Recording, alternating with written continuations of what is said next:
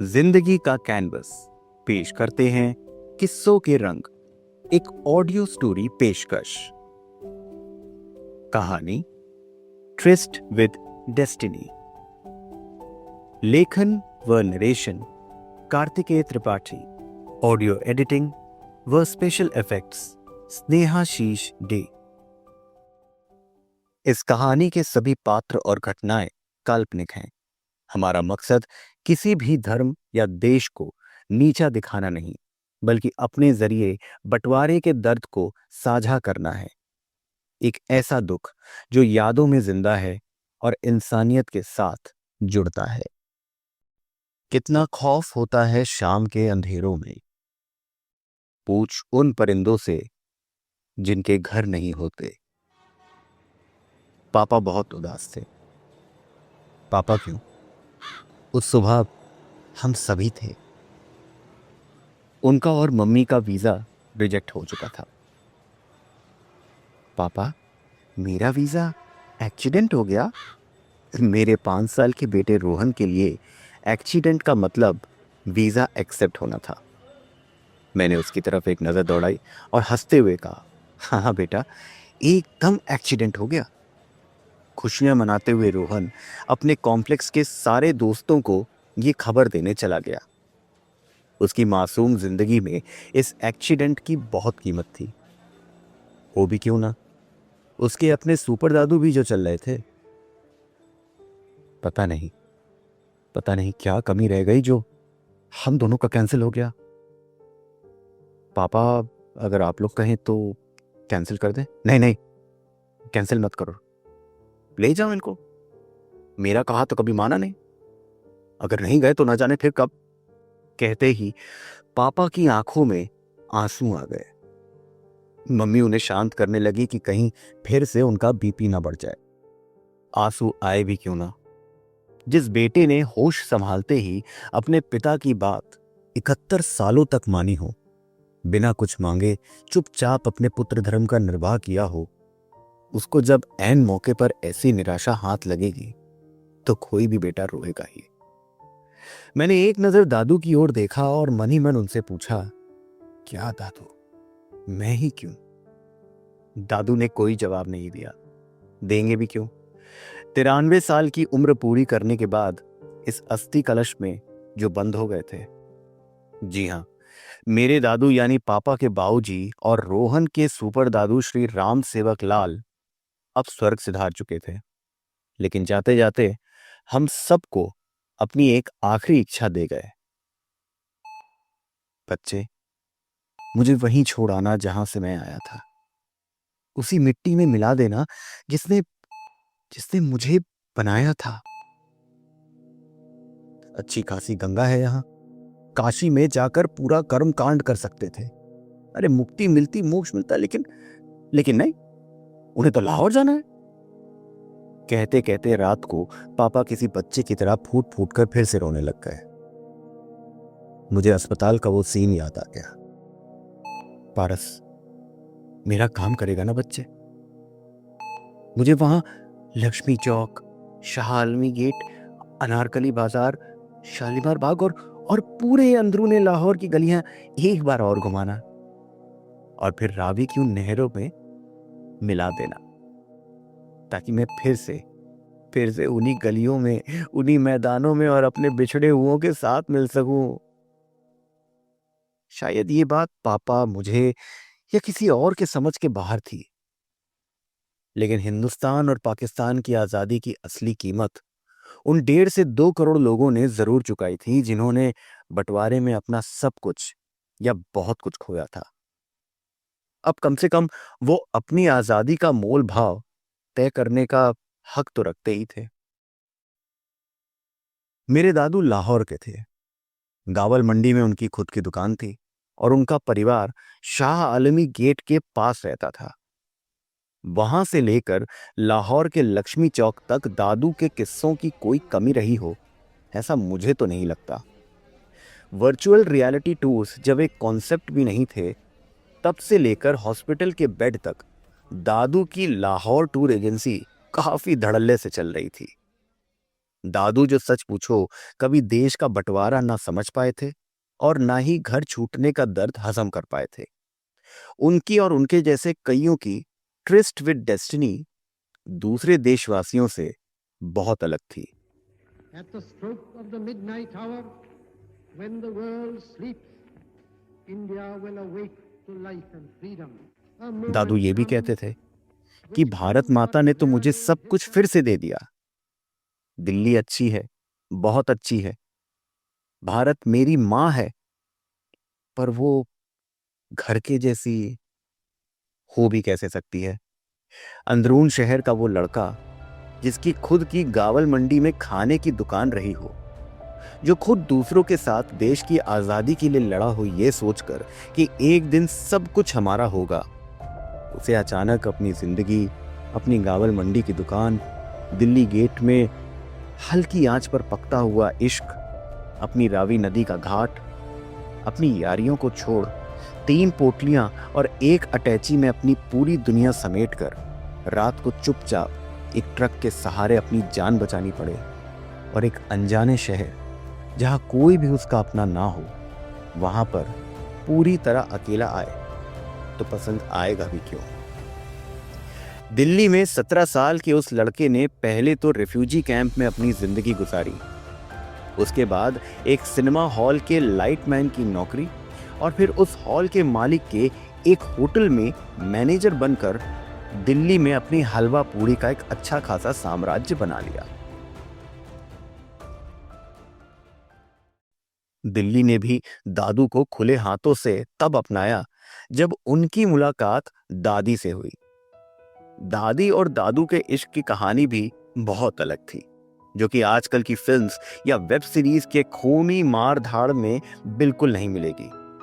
फर्क बस इतना था कि दादी रेफ्यूजी कैंप में उस समय डॉक्टर का काम कर रही थी और दादू उनसे बार बार मिलने की चाह में हफ्ते में कम से कम एक बार मारपीट करके अपने हाथ पांव बैंडेज करवाने जरूर आ जाते थे।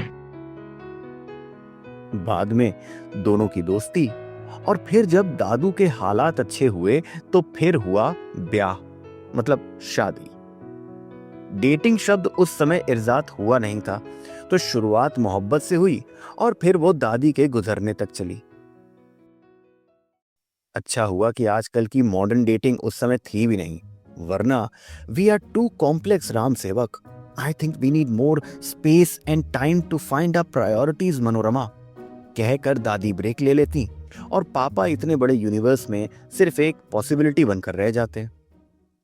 अब फरवरी 2019 के बाद समझौता एक्सप्रेस बंद हो गई थी, तो हम लोगों ने बहुत से तरीके निकाले हुए थे लाहौर पहुंचने के। सुधा का संपूर्ण रूप से सॉर्टेड था, उसे इंडिया से काठमांडू जाना था, पर उसे उसकी एड टेक कंपनी का एक सेमिनार अटेंड करना था और वहां से फिर सीधे पाकिस्तान पहुंच सकती थी।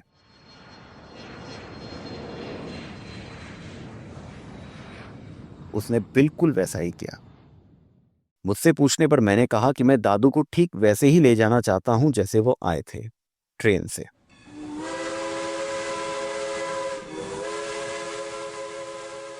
हमने टिकट्स बुक की, दिल्ली से अमृतसर, वहां पर एक दिन का रेस्ट, जहां मैं रोहन को गोल्डन टेम्पल और अमृतसर घुमा सकूं। उसके अगले दिन अमृतसर से अटारी और फिर वहां से वाघा बॉर्डर के लिए बाय रोड। वाघा पहुंचकर फिर बाय रोड लाहौर। दादू को देखकर मैंने कहा, सॉरी दादू, इच्छा तो बहुत थी आपको बाय ट्रेन ले जाने की, पर क्या करें, 76 साल पहले भी इंसान नफरत से अंधा था और आज भी है। बचपन में दादू जब भी अपने लाहौर के किस्से सुनाते तो एक पल वो हंसते, पर दूसरे ही पल गम के आंसू उनकी आंखों से छलक पड़ते थे। मेरी माने तो इन 2 करोड़ लोगों को आजादी कभी मिली ही नहीं। वो ताउम्र अपनी यादों के गुलामी रहे। उनकी जिंदगी का सबसे बड़ा सवाल तो तब शायद यही होगा कि एक अकेले हिंदुस्तान को आखिर हिंदुस्तान और पाकिस्तान बनाया ही क्यों गया, जो सदियों से एक दूसरे के त्योहारों में, गम, खुशियों में और जीवन के उतार चढ़ाव के साथी रहे हों, जिन्हें मंदिर और मस्जिद के बीच का फर्क ही कभी ना दिखाई दिया हो, अचानक से वो एक लकीर खिंच जाने के बाद दुश्मन कैसे बन गए। शायद हम और आप आसानी से दोनों मुल्कों के बीच की जंगों और अटैक्स का हवाला देकर समझ भी जाएं। पर ये एक ऐसी पीढ़ी थी जो शायद कभी भी नहीं समझ पाई होगी। खैर, सुधा ने एक दिन पहले काठमांडू के लिए अपनी फ्लाइट्स कटवाई और वो निकल पड़ी। और उसने कहा कि वो सीधा लाहौर स्टेशन में हमें पिकअप करने आएगी। घर बैठे ही उसने हमारे रहने का इंतजाम भी करवा लिया था। दिल्ली की सर्द सुबह थी। धुंध में लिपटी हुई सड़कें और हवा में एक अजीब सी ठंडक। धूप नहीं थी, एक सर्द अंधेरा सा था, जैसे दिल्ली आज अपने इस बच्चे को वापस लाहौर के हाथों सौंपने का मातम मना रही हो। हमने पापा और मम्मी का आशीर्वाद लिया। पापा ने एक बार उस अस्थि कलश को देखा और हाथ जोड़कर कहा, अपना ख्याल रखिएगा। अपने निर्धारित समय ये कहकर वो मुड़कर एग्जिट गेट की ओर चल दिए। पापा के मन में क्या चल रहा था ये शायद मम्मी को ही पता होगा। मम्मी ने रोहन को गोद में उठाकर कहा, रोहन, दादी तेरे लिए खूब सारे लड्डू बनाकर रखेगी, जल्दी से आना और फिर हम सब कहीं घूमने चलेंगे। जाएंगे दादी, पहले सुपर दादू को उनके घर छोड़ाएं, फिर वो भी खुश और हम भी खुश। मेरे 5 साल के उस मासूम बच्चे के मुंह से इतनी बड़ी बात सुनकर हम दोनों थोड़ा चौंके, लेकिन हमारे सो कॉल्ड मैच्योर्ड दिलों के सवालों का जवाब उस 5 साल की तोतली जबान ने मुस्कुराते हुए दे दिया था। किसी ने सही कहा था, जिंदगी के कठोर सवालों के जवाब हमेशा तोतली जबान के इन फरिश्तों के पास ही मिल जाते हैं। ट्रेन छूटी, हम अमृतसर पहुंचे।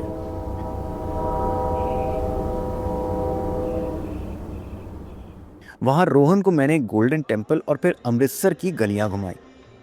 लंगर में उसे खिलाते वक्त उसके मासूम मन ने एक सवाल पूछा, पापा पापा, यहाँ से लाहौर कितनी दूर है? मैंने कहा, बस बेटा, ज्यादा दूर नहीं। तो एकदम सीधा? हाँ। तो पापा, हम लोग जिस ट्रेल से चले थे उसी से चले? नहीं बेटा, ऐसा नहीं हो सकता। इंडिया से पाकिस्तान कोई भी ट्रेन नहीं जा सकती। क्यों? अब इस क्यों का जवाब आखिर क्या ही देता, क्या समझाता उसे कि उसके बड़े बुजुर्गों ने अपने बीच की नफरत को कम करने के बजाय और बढ़ा दिया। जो एक छोटा सा गड्ढा था, आज वो जहर भरी एक गहरी खाई बन चुकी थी। खैर, लंगर के बाद मैं रोहन को गोल्डन टेम्पल के चारों तरफ घुमाने ले गया। उसका छोटा हाथ मेरे हाथ में था और वो हर चीज को बड़ी उत्सुकता से देख रहा था। सरोवर के पास बैठकर मैंने उसे एक छोटी सी कहानी सुनाई। बेटा, यहाँ एक समय में लोग अपने दुख देने आते हैं और सुकून ले जाते हैं। तेरे सुपर दादू भी यहीं कहीं आकर बैठे होंगे जब वो तेरी तरह छोटे थे। रोहन ने अपनी बड़ी बड़ी आंखों से हंसकर मुझे देखा और पूछा, पापा, सुपर दादू को भी यहाँ खाना मिलता होगा? हाँ बिल्कुल, उन्हें भी यहीं लंगर में हलवा पूड़ी मिली होगी, मैंने मुस्कुराते हुए उससे कहा।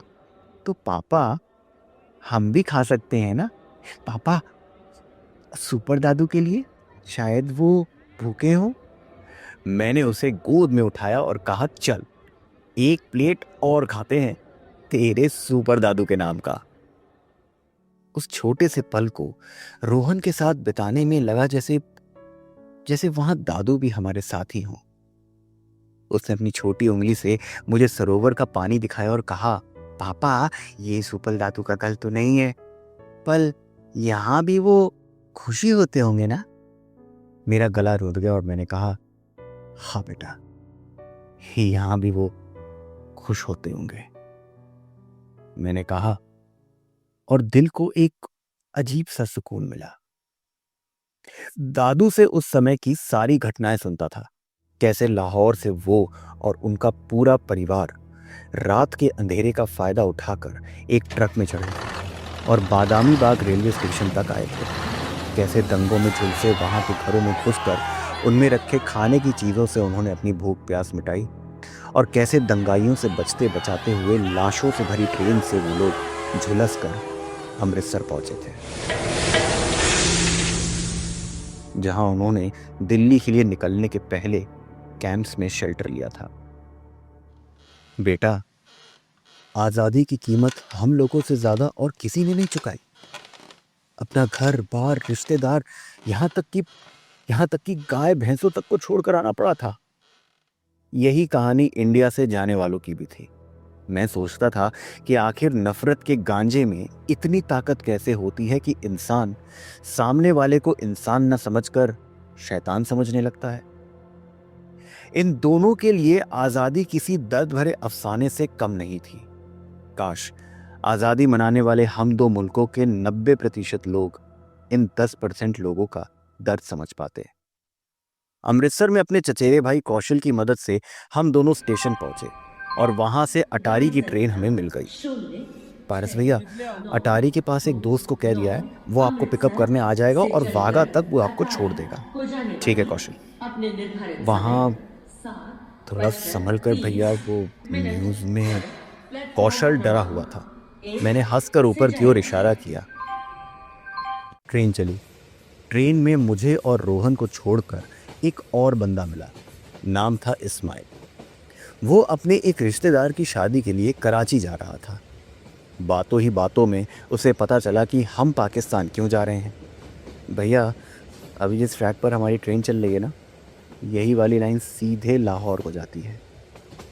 मैंने एक पल अपनी खाली कोच को और दूसरे पल उस पटरी को देखा जिसने उस समय ना जाने कितनी लाशों, अरमानों और इंसानों के मरे हुए सपनों को ढोया होगा।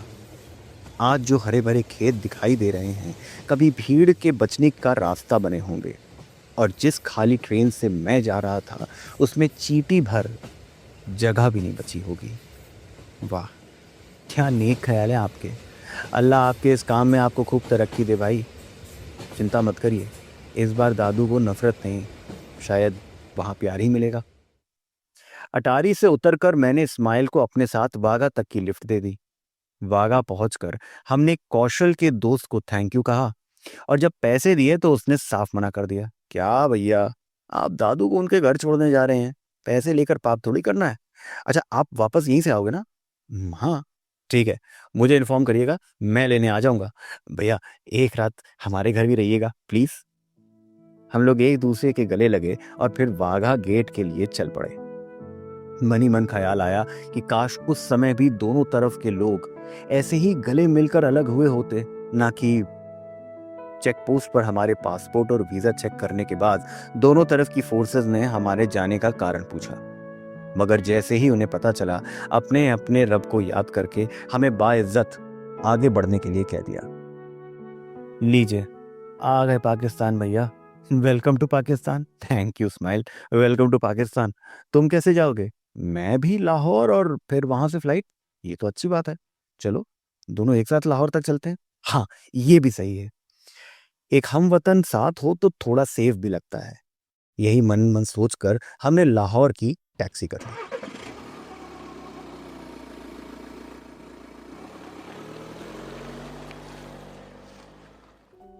पाकिस्तान पहुंचने के बाद लाहौर की धूल में छिपा दादू का घर क्या आज भी उनकी कहानी सुनाता है? रोहन की तोतली लावी के साथ एक कलश खुलेगा और सांसों का आखिरी वादा पूरा होगा। बंटवारे का दर्द जब मिट्टी से लिपट जाएगा, क्या आंखें नम नहीं होंगी? एक हफ्ते बाद सुनिए, जब एक बच्चा अपने सुपर दादू को उनके घर छोड़ाएगा। नमस्कार, ये था जिंदगी का कैनवस की किस्सों के रंग की पेशकश, ट्विस्ट विद डेस्टिनी।